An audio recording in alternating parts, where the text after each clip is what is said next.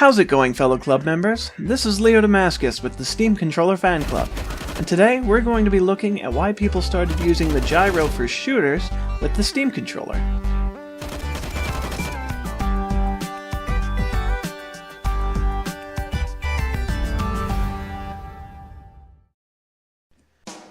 I want to start by describing a bit of the history of gyro aiming, because the Steam Controller actually wasn't the birthplace of the popularity of gyro aiming in shooters. That honor actually goes to Nintendo, with Splatoon. Nintendo's always had a bit of a history of avoiding twin-stick controls in shooters, from Metroid Prime to, well, I guess they've more or less avoided the genre altogether, for the most part. But I can't blame them for avoiding twin-stick controls. It's actually a bit of a nuisance to use the first time you use it. But with Splatoon, they decided to solve the problem of imprecise movement for the right stick by incorporating the thing that won them the 7th generation of consoles: motion controls. It had mixed reviews. Some people hated it and always turned it off first thing, but some people loved it. They evangelized it as the closest thing you could get to a mouse and keyboard style control scheme with a console.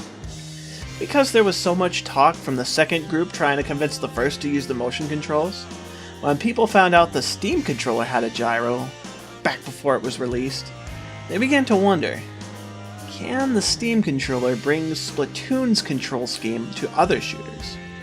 Of course, it could. And it caught on in a big way, because not only could the Steam Controller mimic the Splatoon control style, it actually did it better than Nintendo did. The way Nintendo did it can actually be emulated on the DualShock 4 pretty well, since it has a gyroscope built into it and dual sticks, much like Nintendo's Wii U gamepad did for Splatoon, and then later the Nintendo Switch controllers for Splatoon 2. To enable it, first, you go into the gyroscope settings and set up the gyro to control either mouse or mouse joystick, depending on the game. After that, you need to go into the advanced settings and make sure you push the minimum movement value up a little bit. Then you can open up your shooter and fire away. You should notice that when you purposefully move the controller, the camera moves in the same way, which is extremely helpful for correcting small movements when the joystick misses traveling in that normal direction. There are, however, some significant downsides to this. The first is that if you have trouble holding the controller still for any reason, even for one as innocuous as scratching your nose or wiping sweat off your hands, it's going to throw your aim off. With these motion controls on, every movement of the controller, subconscious or otherwise, will be picked up by the controller and applied to the game, meaning it can be uncomfortable because of how stiff you have to hold yourself to avoid misaiming and needing to correct yourself. It's very easy to have unintentional movement this way. Enter the Steam Controller. As I'm sure most of you are aware, the defining feature of the Steam Controller is its trackpads on either side.